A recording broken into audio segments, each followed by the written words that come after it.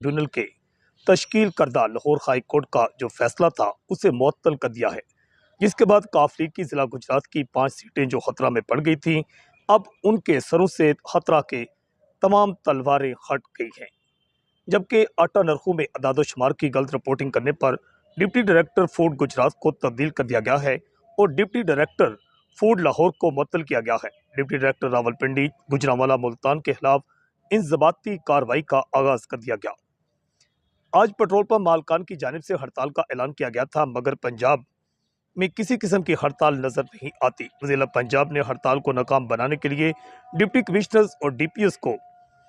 वाज़ेह तौर पर अहकाम जारी किए थे कि किसी को भी ज़बरदस्ती पेट्रोल पंप बंद कराने नहीं दिया जाएगा, जिसके बाद जिला गुजरात के आज तमाम पेट्रोल पंप खुले हुए हैं। जबकि 6 जुलाई को इस्लामाबाद के जलसा की इजाज़त के बाद जिला गुजरात से बड़े काफिलों को इस्लामाबाद पहुंचाने की तैयारियां